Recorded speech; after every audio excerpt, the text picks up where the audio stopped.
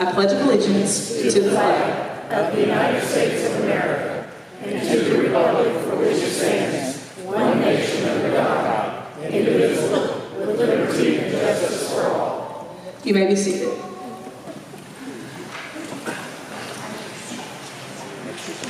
Our Sergeant at Arms today is Mary Richardson. Yay, Mary. Thank you. So I have been in Grove Rotary Club since 2019, and I've never been Sergeant at Arms. And I was worried about my reception as I was coming up, because, you know, sometimes you're a little lean on the clapping, but that was good. So I may do it again. I think I'm up for next week too, so okay, I'll come back and do it next week. So today, we are not going to talk about facts or numbers or figures or data. We're going to no, none of that. We're going to do something a little fun. So I hope you play along with me. What I'm going to do is I'm going to close my eyes and kind of go like this, and when I stop, whoever I'm pointing at, I'm going to ask you this question. So think about it, and if I select you, then you don't have to pay your fine. The question is, if you could have any superpower, what would it be and why? The important part is why, because we get to know you a little bit. So if you could have any superpower, what would it be and why? Okay? So here we go. John Bidnick. He rolled his eyes. John, if you could have any superpower, what would it be and why?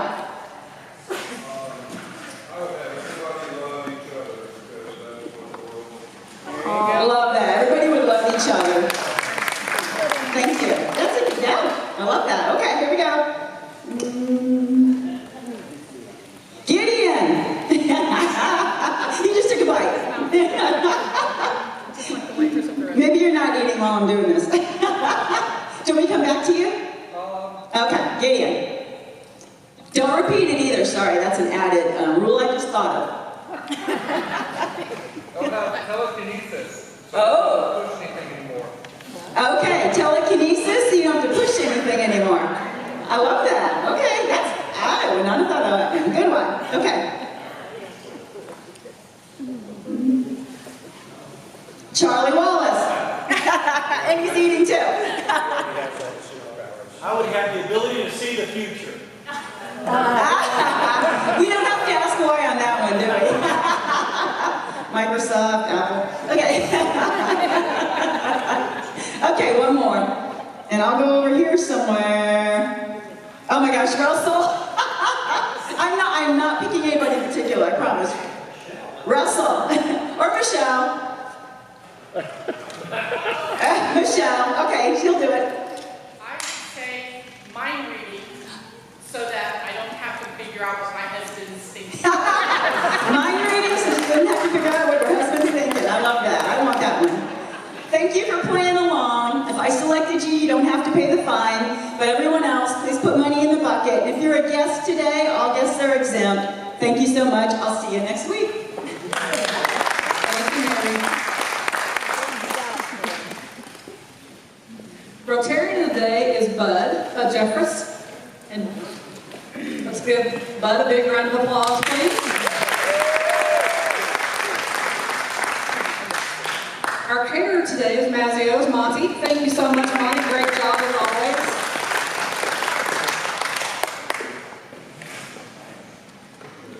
Guest today with Charlie Wallace is Pam Cheney. Pam, please raise your hand.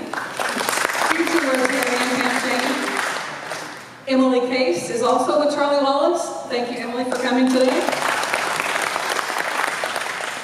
With Carolyn Williams, all the way from Germany, is Mark Winkler. Mark, great to have you here with us. With Kara Sapp is Shanae Simmons. Shanae, great to have you here with us.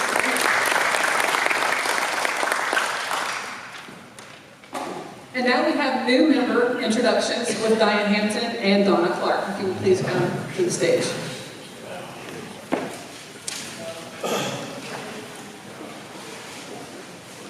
Let's make Donna feel welcome as the new red badge, please. Okay, finally, I get to present this wonderful lady a red badge. And Suzanne is her sponsor, so I'm going to have her introduce Donna Clark to everyone. Thank you.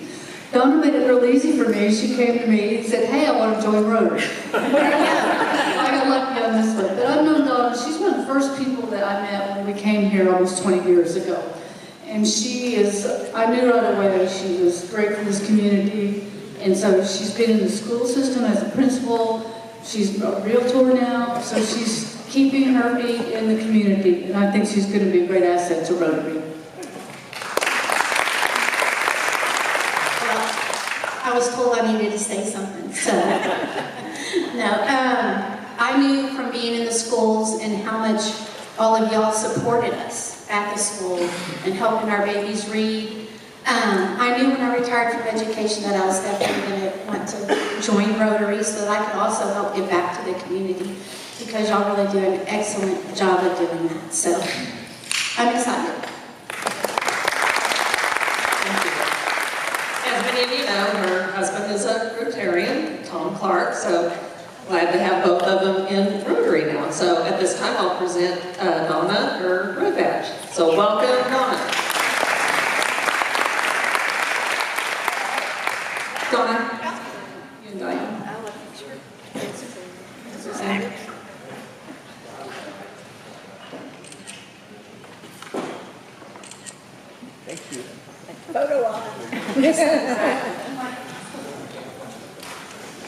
If there are any Rotarian announcements, if you will, please make your way to the stage.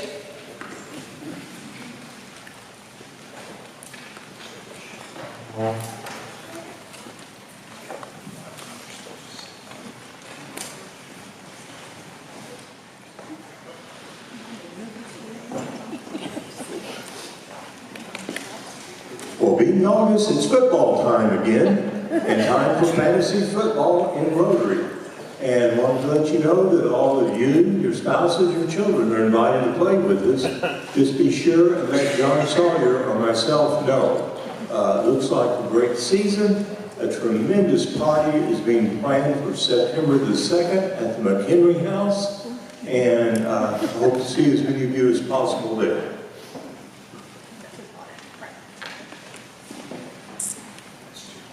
This Saturday is our second Saturday pancake breakfast at the Masonic Lodge, 7:30 to 10:30. And we welcome you to come and help us out. I am helping organize an event for the teachers. Each year on their very first day back, which will be August 11th, we gather up businesses from the community, we collect donations, and give away these items to the teachers. Some businesses are there handing out items, but we also give away door prizes to the teachers. Our goal is to have one door prize per teacher. We are 15 short of that goal. If I can get 15 more door prizes, every single teacher and staff member at Grove Public Schools will receive a door prize.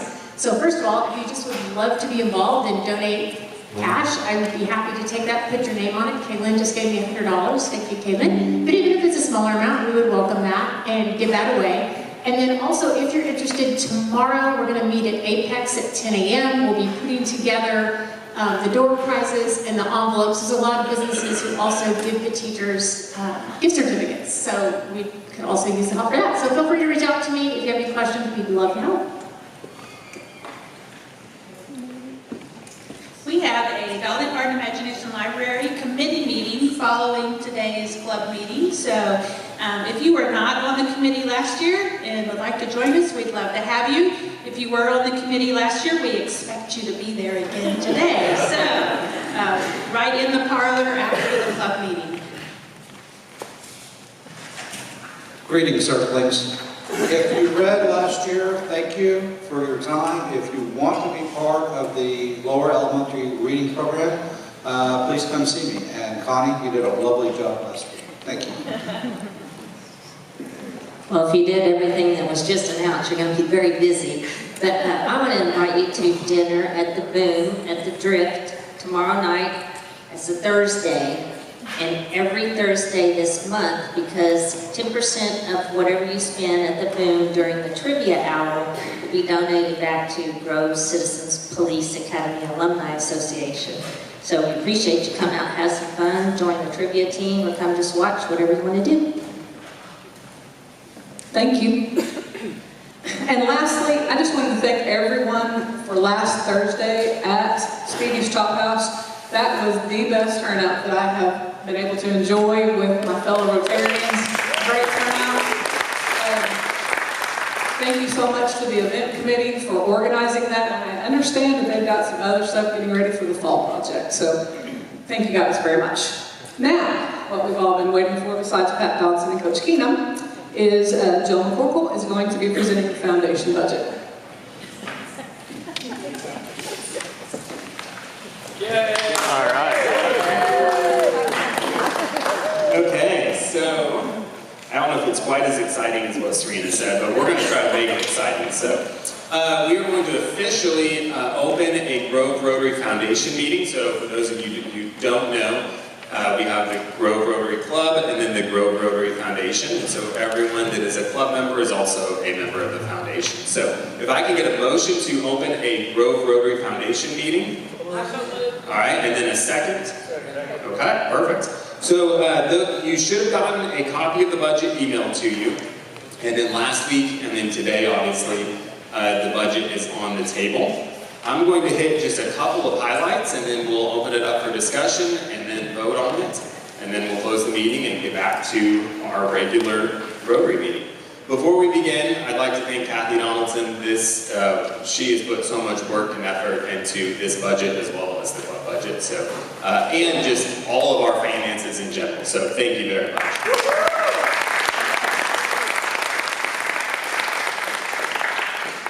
Okay, so just a couple of highlights, and then you can ask questions on anything else. As you can see on page 1, we've got our income, our revenue via fundraising.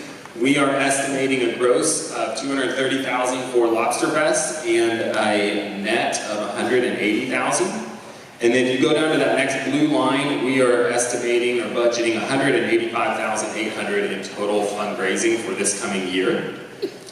On the expenditures, a couple of highlights. We have our community grants, which is what we do through the grant cycle. We put $100,000 in for that. We have our scholarships of $35,200, which is really a set number.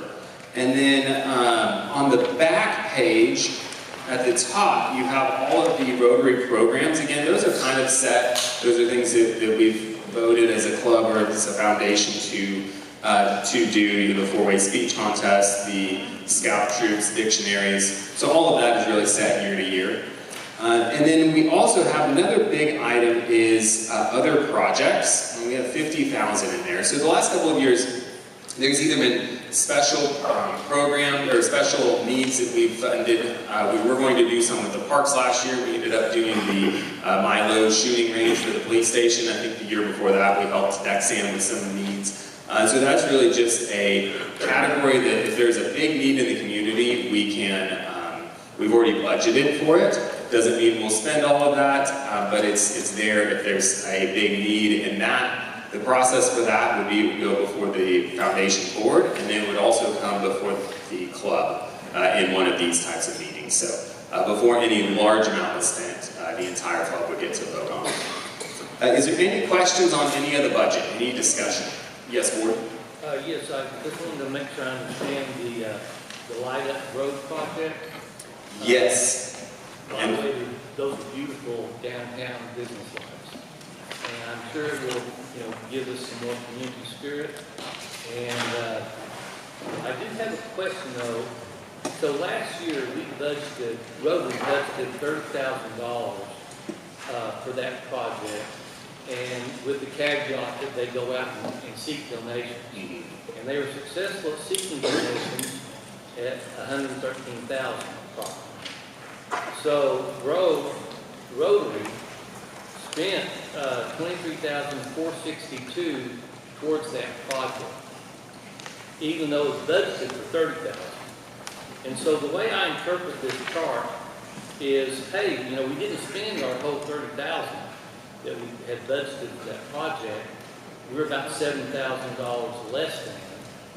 So I think you're wanting to spend that $7,000 this coming fiscal year on that project. So great question. That is actually a carryover, and do you want to take that? Sure. I'll let you. This is why Kathy's up here, is because she knows these very well. So So the full cost, the $112,847, that covered the entire project, but we didn't pay it.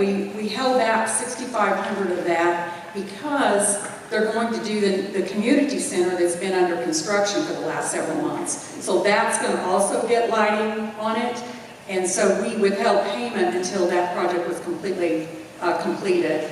And that's the additional, I just rounded it up to 7,000 in case there may be some unforeseen expense that might come along because of that. But they'll be putting lights around that building and around the little pavilion top, we call it a gazebo looking thing, the blue thing. So, So how much? Does that make sense? Last year and this coming year, how much of that is member dues revenue? Zero. It's all fundraising. Zero. Yeah, but we raised a little over $89,000, and the foundation agreed to fund out of the project's budget that Joel mentioned, the $30,000. Can you back up and say what project you're talking about? The downtown lighting project, yes. So none of the member dues money. No, keep in mind this is foundation. So the dues, the membership dues stays with the club and covers the club expenses. Now this is foundation money. So the money we raised to fund that project was through the foundation. And then the foundation contributed $30,000 in addition to what we raised. But the foundation money, was any of the foundation money based on club people? There was some club individuals that did make a contribution, yeah, for that project. Oh, specifically, they made individual contributions specifically for that project? Yes. But no broad dues money went into that project? Well, other than the $30,000 that the foundation funded. Yeah, so basically money that we've raised fundraising, so Lobster Fest, primarily Lobster Fest, would go to fund that $30,000 from last year. Right. Is that what about the $7,000 this year? That will come out of the same. So the foundation only gets its money from fundraising. So there's no other money that flows into the foundation, just fundraising. Fundraising money, and then money that we make on like our CDs and things like that. I understand. So I just have, I guess, a prioritization comment. First of all, I like the lighting. I think it will provide a lot of community spirit, and it may even indirectly increase community economics. I don't know. So. But in today's community here in Grove, we're facing child hunger. We are facing cutbacks in our child lunch program. We're facing a lot of other Medicaid, but a lot of cuts that affect our children directly. So from a prioritization standpoint, I believe that lighting project is more of a Chamber of Commerce project, and I think Rotary should be supporting things like the backpack lunch program and expanding our child lunch program whenever we can. And so I'd like to make that motion. So the $7,000 was really already committed because the foundation and the club voted on that last year to commit $30,000. So we really need to stand behind and still fund that $7,000. It would have come out of last year's budget. It just, the timing didn't work out because of the work that was being done on that building. So we've already committed $30,000, we just haven't paid $30,000 yet. I would definitely say on the $50,000 that we have in this year's budget for other programs or other projects, we can absolutely prioritize that, and it will be ultimately up to the club, even beyond the foundation board, what we do with that. I really didn't understand that you could obligate this year's money last year. Well, normally it all gets spent, and it just, the timing just didn't happen. You know, we could have went ahead and given the money for the lights, but that wouldn't be a good steward of it because the project just wasn't done yet. So I don't think we can go back on that 30,000 because we did vote as a club to commit up to 30,000. So I completely hear where you're coming from, but I think that we have to stand by what we've committed on that. So instead of amending the budget to transfer that $7,000 to other more deserving projects and growth, instead of doing that, maybe we should just suggest now that some of that $50,000 in that other community pot of money go towards things that will help hungry children. Yeah, so when we go to spend that $50,000, that will go before the foundation, and then it will go before the club. So we can absolutely, if the club says we want to spend it on this, and whether that's a backpack program or anything like that, then the foundation board will absolutely do what the club dictates on that. It'll be up to the club. The foundation will have a call for ideas on how to spend that Correct. $50,000 from the membership. Mm-hmm. Point of order on that. With Serena on that. Lord, don't forget, we've got budgeted in there $100,000 to get to those exact kind of projects. Correct. Thank you, through the charitable giving committee. So there's already a lot of money going that route. So we're supporting backpack. We're supporting a lot of what you're talking about already through those things. So obviously, the committee's always open to hearing these kinds of feedback, I would say. But I think these needs are already being met through the other channels. Well, that's where we differ. I don't think those needs are being met, especially with recent cuts in funding for school lunches and other kinds of things that directly help our young people, hungry young people. And so it's just a matter of conversation. And I was hoping we could transfer that $7,000 to supplement those two programs.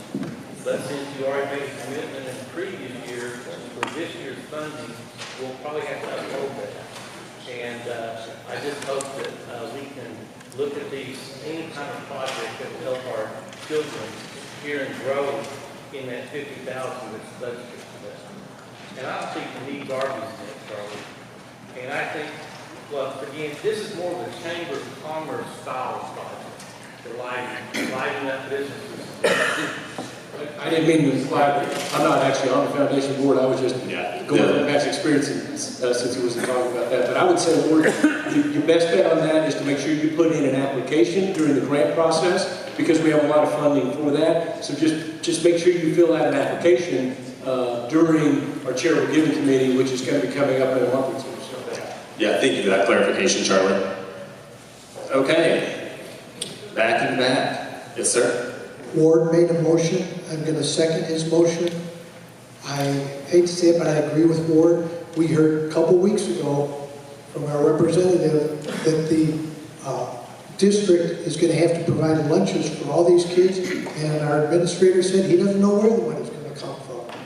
I'd rather see the money come from us to help feed these kids than I would put up lights. And I understand your comment about a commitment. It was a commitment made last year, and we're voting on something this year. Okay, so just for clarification, Ward, your motion was that we apply the $7,000 to a different type of giving, such as lunches or things like that, correct? Well, I withdrew that motion, though, based on the explanation you see. Okay, so Ward actually withdrew the motion. So would you like to make that motion, Terry? And I'll make the motion. Okay, so Terry, what exactly? Go ahead and state your motion if you don't mind. That way we're just all clear. Can we get the microphone back over here? Thank you, Kristen. I move that we go ahead and allocate that money to things that are more helping of the community than just Christmas lights, the things like, again, our administrator at the school district talking about not knowing where the money's going to come from for all those school lunches, that it go to things like that that we need to spend for the community, a need rather than a want. Okay, so we do have a motion on the table, so we will go ahead and ask for a second on Terry's motion. I'll second it. Okay, so Ward has a second, so we will open that up for discussion, that motion.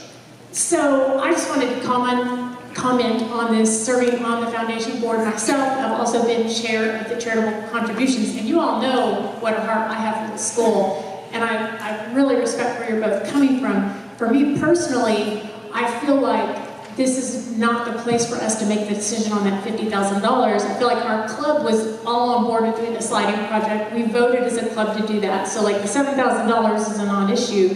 But I think we would not be doing our community or us a service by voting right now, having no idea what that means. Maybe that's that, Joel, you may have a plan to better handle that. Maybe it's for sure like you guys coming to the foundation and sharing your thoughts. And I do know that that is a passion of most of our foundation board members. And if you look at what our charitable contribution goes to, a lot of that goes to, you know, education and to children. But for me, I would vote no for this because I would be afraid, like, oh, what are we locking ourselves into? What if there's some other emergency project that comes up that we need that money for that's not even on our radar right now, but we just locked ourselves in? So I just feel, I don't feel comfortable myself. I just wanted to share that. But totally respect where y'all are coming from. I'm just not sure this is the way to do it. So, Kathy, just let me know, we do have a contractual obligation to pay that $7,000. So, we would have to, if we're going to vote to change that, we would have to look into, you know, what that looks like. Yes, sir. Just a quick kind of point of order. I wanted to ask Russell. Russell, you're over there, aren't you? Russell, the purpose of our vote today and the presentation before from the committee to the club, which is the committee of the whole, of course, with the foundation, is this sort of a pass or fail for this particular budget, or do the bylaws call for it to be a line item amended at this point? So the bylaws call for the members of the foundation, which happen to be the members of the club, to approve the budget. And we can either approve it or we cannot approve it. That was my point of order, is that this is not a vote to do a line item or change this or change other obligations. Today's thing is to either say we like it or we don't like it. So we have the ability, in my opinion, and again, hopefully Russell agrees, by the bylaws, that we can say yes or no here as opposed to a line item veto or changing money around. And I want to also associate myself with what Christy Wallace said, in that the foundation does its best through the year to try to meet all these needs, and then for the next year we work hard at raising money to give to the charitable foundation committee, the charitable committee. And then all of the people in the community who see the same needs that you guys see then come forward with projects and say, we want to do this, we want to do that, and we give them money, and we give the charitable foundation committee the freedom to, you know, give that money to where they need to go. So I think there'll be a response to that, and as a Rotary Club, we are really good at raising money. We are not great at feeding kids. We are not great at doing a lot of other things, but we can raise money and give to these places. And I would suggest, I would speak against the motion, number one, against that it ought to be here, but also if it was here, I would speak against it only because we need to put our money into the hands of those people out in the community who are already doing this particular job.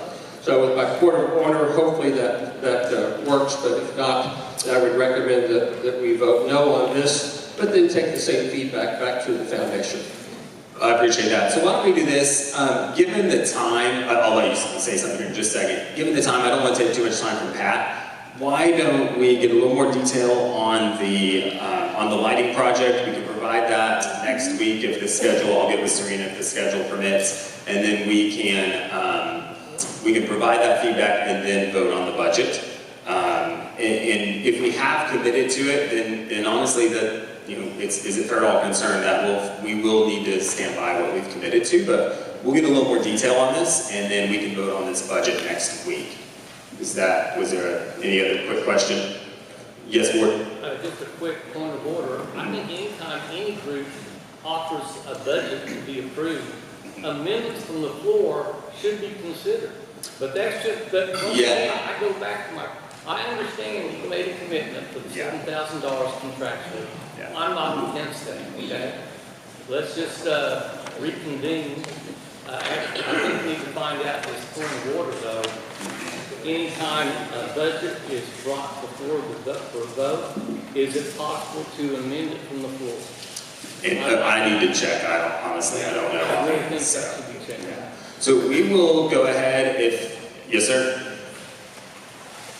I just like to make a motion that we approve the budget as Okay, so we would have to deal with the first motion first. So, Substitute motion, Get over with it, I'll withdraw my motion if you'll withdraw a second. okay. on the floor. Okay, so we have a motion to go ahead and vote on the budget. Do we have a second? Second. Second. Okay, so we do have to, is there any discussion on this before we vote to approve? I'd also like to say that I don't have any doubt that our club does the best job anywhere in meeting the needs of our community. And I think some of this discussion does not speak to that. If there's a need in our community, we're going to meet it. We can meet it by passing the plate today. So I just think that this is not necessary. Okay, so we'll go ahead and entertain a vote. If it does get approved, either way, we will get some more detail on the lighting project and continue that way. So we have a motion to approve the budget. We have a second. All in favor, please raise your hand.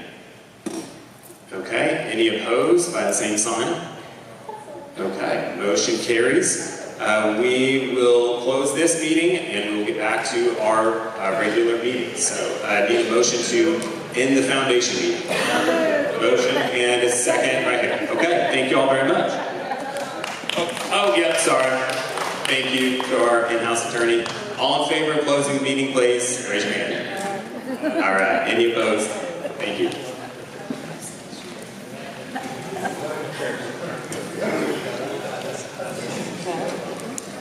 And now for your halftime entertainment, our very own Patty Beth Anderson.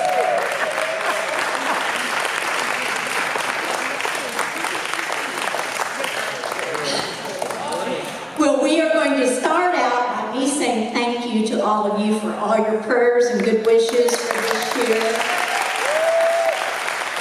I have missed you, and some of you, it surprised me that I missed you.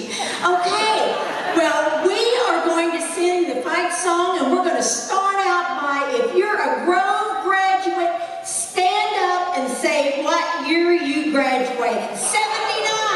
87. 97. 70. She's thinking. Carolina, 98. 50. 50? 50. Oh, 50. 2006. Yes, we got that. All right, Pat, we're singing the school fight song and we expect big things from everybody. Are you ready? It starts out with clapping, so sing loud.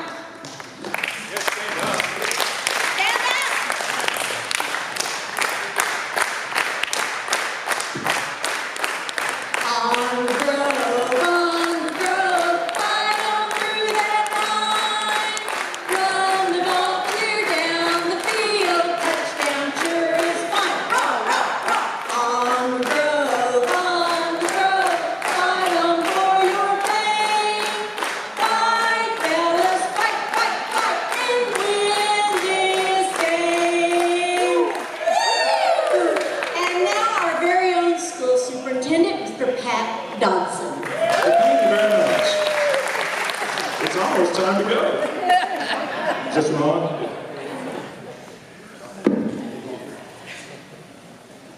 It's tall, I figured.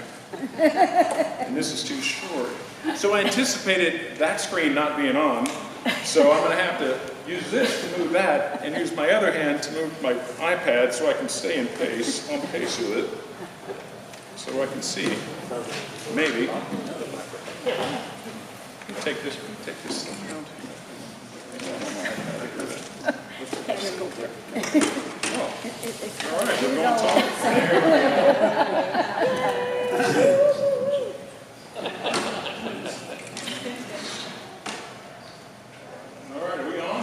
Yep.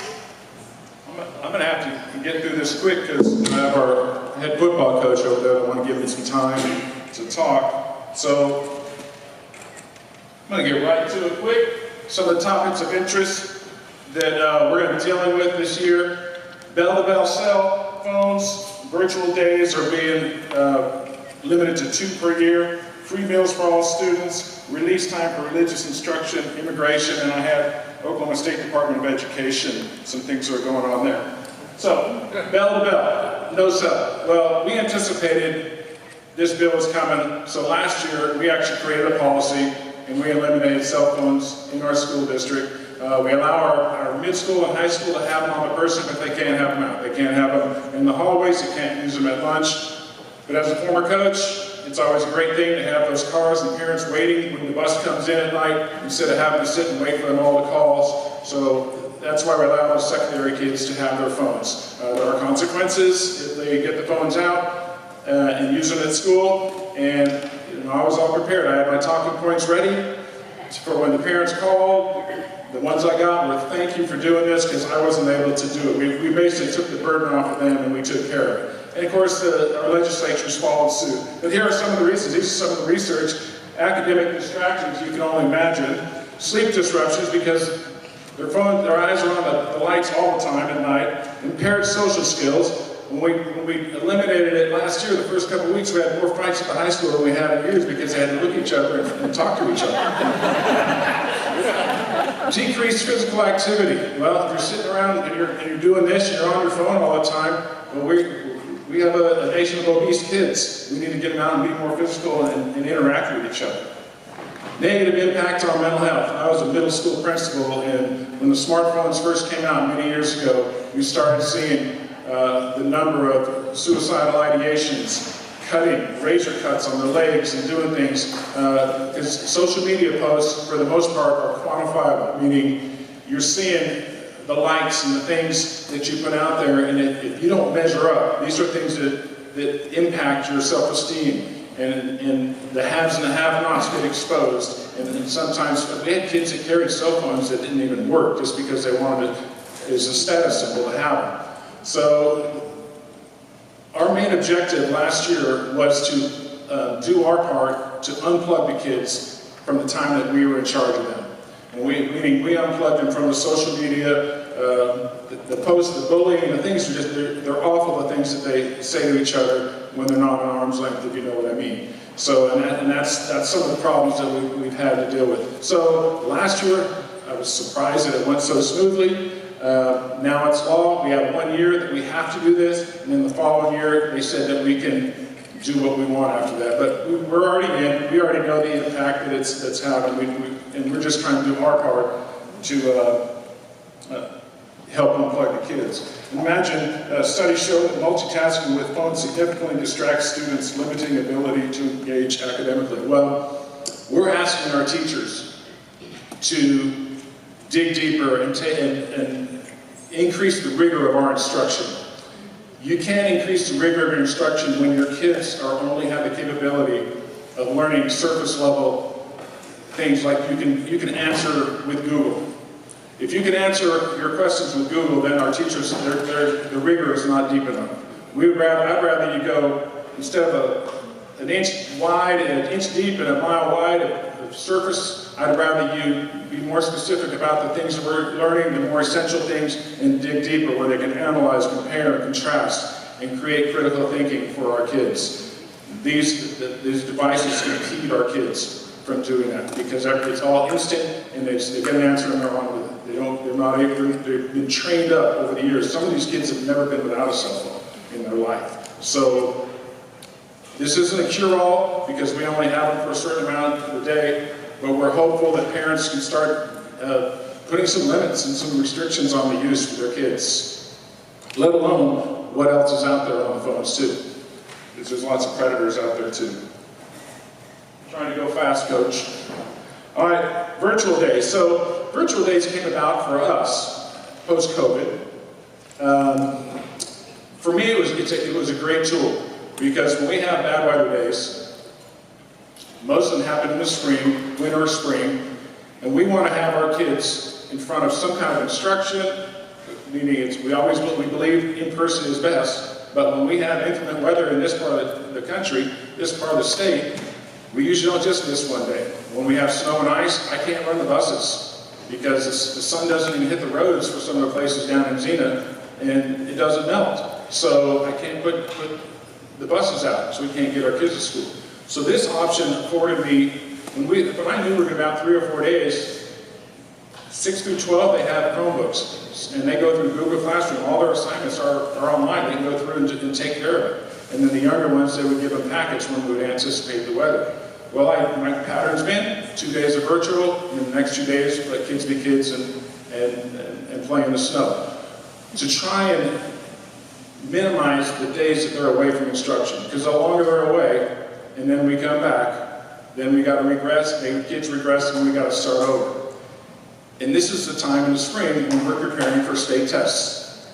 So I was against them limiting the virtual days. And I let Josh West know that, Josh, if we don't use those days, we don't ever give them any new information. It's always just review stuff to keep them kind of on task, so to help them reintegrate back into school when the weather's good. I said, if not, now at the end of the school year, we're going to have to make those days up. How productive are those days in June, do you think? We're setting kids up to fail, is the way I believe, as well as the teachers. They're cooked. So at the end of the year, they're not productive days. We are just coming to school, checking a box because they say we have to come to school these days. So what's happened is schools misused this, in my opinion. So a lot of schools went to the 4-day work week. They added some hours during the day because we have 1,080 hours is what you have to have. 1,080 hours is 180 days, 6 hours a day. Well, we're a 7-hour day, so we would bank almost 2 weeks of days, of hours that if we had snow days, we wouldn't have to make them up. Well, they didn't like the legislatures didn't like the 4-day week. So then they put a limit, 1,080 hours plus 165 days. So that'll get them. Well, the 4-day work people got smart. They said, all right, we'll go 4 days, and the 5th day will be a virtual day. And now they didn't like that, so now they're taking away the virtual days. And so they're doing all that, and they're handcuffing us. I'm a total believer in local control. I think we know what's best for our community, we know what's best for our kids, just like parents know what's best for their own kids. What the decisions I make in Oklahoma City and Tulsa, they shouldn't be the same for us. We should be able to make those decisions. But we lost out on that, so now I have 2 days. Well, one of the days we use, I already know we use for when we do the ACT. You have to have 2 teachers for every group that you go. We don't have enough staff to do that. So we will send our freshmen on a virtual day that day, and they will stay home and do their work there, while we use all of our staff to put the ACT in, as well as some other senior requirements we do that day. All right, next one, this has been a topic that's even mentioned today. So our state superintendent came out and he mandated that all schools pay for the free lunches. Well, he did this on July 7th, and June 30th was the deadline to apply for some of the programs that you might get some relief. So it didn't help us there. He doesn't have any legal standing behind what he said, but the problem he created for me was we're the only district in this area that doesn't provide free lunch, because the free lunches that the other schools are saying they're providing is based on qualifications, meaning they're qualified for free and reduced, and if you get a certain percentage of kids for it's called CEB, Community Eligibility Program, the government picks up the whole check. Well, we had 800 kids that didn't qualify last year. So I put a number to it. 800 times an average is $3.25 times 167 days is over $400,000. So I'm not budgeting for $400,000 to pay for these lunches, because I know we have incentives at the high school for kids to leave if they're off the failing list. So those kids won't eat lunch every day, and not every kid will eat every day. So, but I do have a significant amount of money that I put in, and it's been a big topic because we're at the negotiating table with our support staff and our teachers right now. I'm full of, I tell them I have to budget for this $400,000, even though I know we're not going to use it. So that's off the table. That's an unfunded mandate, and it's put us in a bind. I could have said no, but to just imagine the optics. Well, I want to give the teachers a raise, the bus drivers a raise, but instead of feeding my kids, that won't go over too well. So pretty much we're doing it, and we'll find the money. I already have already shared with the board members what I'm going to do and how I'm going to find some ways we can get money in from the Cherokee tribe from license plate money that we're going to commit to some after-school tutoring, where we're going to use some of that money. It's usually over $100,000, so I'll be able to throw some in there. We have had a very good carryover the last few years, but we don't get any funding in July, and we start getting incremental funding from the state, local, and the state through December is my main threshold that I have to have money. So we have $5.7 million carryover. That's the biggest in the history of growth. But our bills are $2.2 million a month. $2.2 million. So $2.2 million, that's way more than the 5.7. And it does, so last year, by the time I got to December, I was under $1 million, and I had a 5.7 last year. So when I see that just around $1 million under, I know I've got to have that much money again. Because every staff member gets a step increase every year, no matter what. All the prices of everything go up. Our insurance has gone up $500,000 in the 7 years I've been superintendent. So those are all the things that circle in my head. And my wife does the bills at home, and I take care of this $30 million budget at school. And I feel like I have pretty good control over it because we have done a good job of having that carryover. And we're going to provide a raise. I can't talk about it because we're in negotiations, but I'm going to give a raise to both sets because I'm going to do what I can. And I've always been open and said, this is what we can afford. And I show my hand to them all the time. And they know that. So we will do what we can to take care of them, and we will provide the meals. Running out of time. Sorry, Ryan. Time release for religious instruction. This is another bill that passed last year. We have LifeWise Academy, met with them last week, and they're going to start with the 2nd and 3rd grade. I think they're going to run it through the COS church. The LifeWise Academy, when you read what they stand for, if they can provide and help us with some moral education and some biblical themes to help our kids, I think they're looking for kids that don't have church families. And if they can introduce them and provide this instruction to the kids, their history shows that the kids that go through this, have better attendance and less discipline. So we're all in. We're going to partner with them. No expense to the school. We just get the list of the kids, and of course we make sure that they follow our background checks and things that we need and we require from anybody else that has kids around their kids. I just put this in immigration.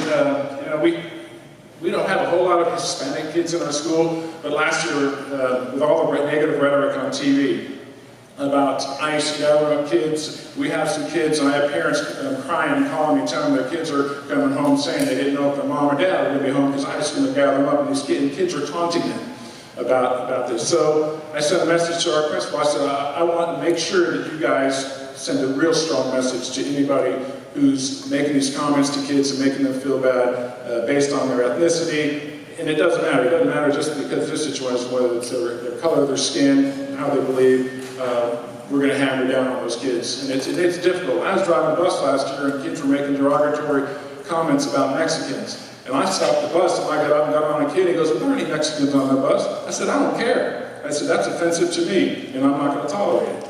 And basically that's the stand I'm going to take. We're not going to let people come in our school and take our kids. They're going to have to probably get a court order if they're going to do that. And because I don't know if they're citizens or not, it's not a requirement for us to know. Going fast, Ryan, sorry. I could probably get up and spend an hour on this. Oklahoma's 50th. We just came out, we're 50th. In 2011, we were ranked 17th national in education. So what happened? I Google AI, here's what Google says. Low funding, Oklahoma ranks near the bottom in per pupil spending and teacher pay. Teacher shortages, the state struggles to attract and retain qualified teachers due to low pay and other challenges. You can guess what the other challenges are in Oklahoma City. It's every day. Student outcomes, we perform less on the standardized test than our neighbors. Poverty, one of the biggest poverty reasons I can think of, Oklahoma has a high poverty rate. There's a strong correlation between poverty and schools that perform poorly. And of course, policy shifts. I had to tiptoe around this. Recent changes in education policy, such as introduction of controversial initiative have been cited as a potential factor in the state's educational decline. So that's AI. They know about our state superintendent from AI. So when we're talking about putting Bibles in our school, when we're rewriting our social studies standards to put in things that have been debunked, that does nothing to help our math and our reading scores. And that's where our focus. I think the problem has been the prioritization of what's coming out of Oklahoma City. I tell you what, Ryan, I am so sorry. I'm going to quit right now. I'm going to quit. I have a lot more. I'm going to introduce Ryan. Give him a couple minutes. This has to be before, right? But you always get to talk when we're having some meeting. Ryan Keenum, our new head football coach, and I'm so sorry about it. It's all yours, brother. I was going to start off by diagramming a trick play that we're going to use to beat Miami this year for Ben, but you guys will just have to come to the game. All right, see that. But I'm Ryan Keenum. Thank you guys for having me today. Thank you, Pat, for introducing me. I'm extremely grateful, blessed, excited to be the head coach of the Grove Ridge Runners. That's a position of leadership I don't take lightly. I'm from Colcord, Oklahoma, just down the road, southern Delaware County. I graduated from there in 2007. At that time, I was fortunate enough to receive an academic and athletic scholarship to go to Northeastern State, where I played football. As I tell the kids all the time, they didn't suck when I was there. So if we have any Redmen or Riverhawk alumni here, the last 2 winning seasons, my junior and senior year there, so very proud of that. After attending college there, I graduated in 2012. I took my first coaching job at Hilldale in South Muskogee. I was there for 7 seasons. 6 out of those 7 seasons, we went to the state quarterfinals, something I'm very proud of because they'd only accomplished that once in school history before I got there. That time, I was hired in 2019 as the defensive coordinator at Wagner. Very blessed to work with Dale Condit there. He's a head coach of Muskogee now, but he's in the Oklahoma Coaches Hall of Fame. He's won a ton of state titles. In my 4 years there, we won 2 state championships, and they couldn't have been more different. 2020, we were the best team in the state. We knew it going in. We just had to not screw it up. And we went 14-0, and the rest was history, and that's a team in Wagner that'll be talked about forever. Our quarterback, Sawyer Jones, on that team, I was able to hire here at Grove as my quarterback coach. He's going to teach middle school math for us as well. Great young man. You guys will get to meet him.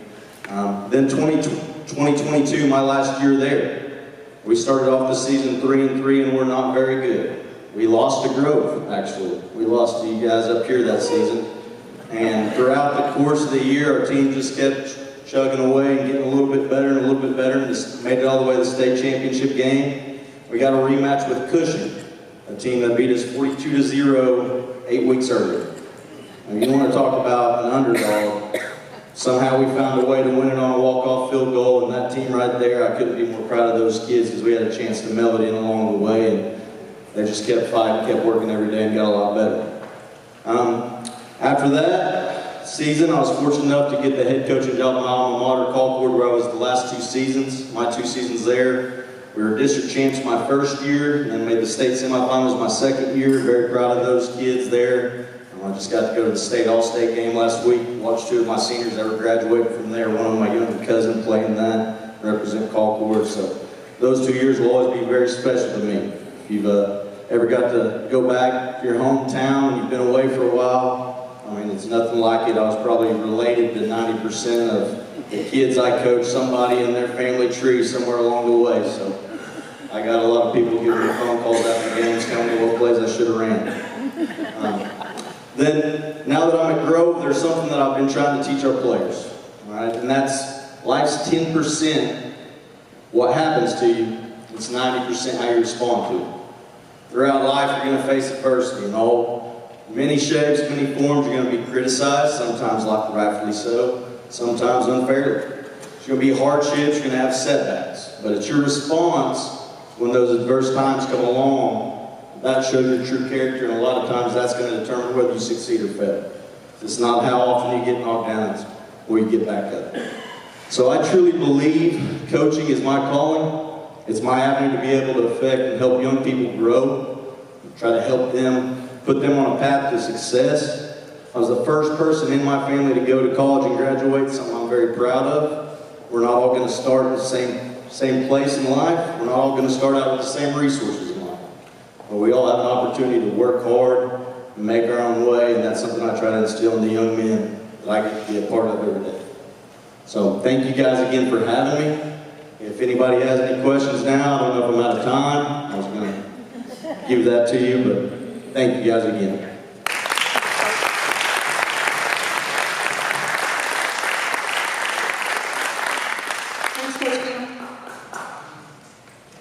So because we cut into his time, I would love to have him back and tell us about his winning season that he's having at Grove. How about that?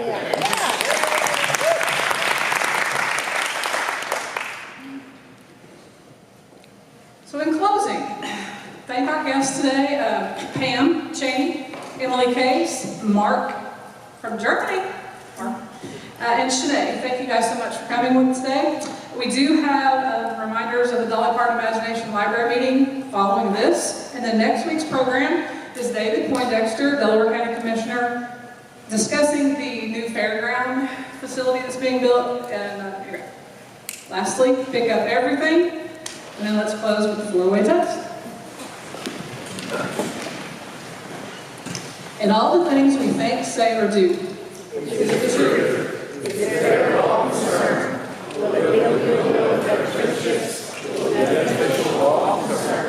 And is it fun?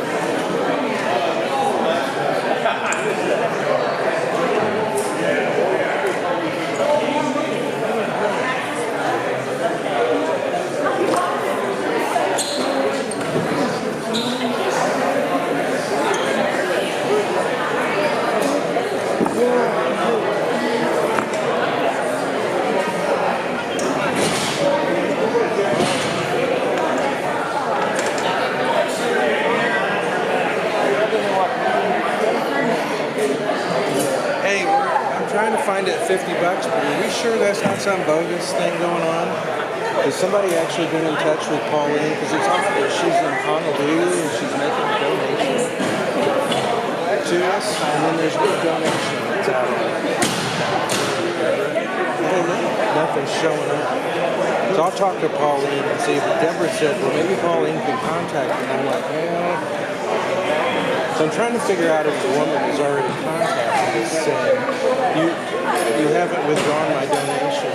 This is some screwy scandal. That's kind of what I feel about that too, because they're, why? I couldn't have got in it last year. And they're like, surely knows What they're trying to do is to get a membership so they can use the reciprocal program. But it seems fishy to me. Yeah, but why would you make a donation?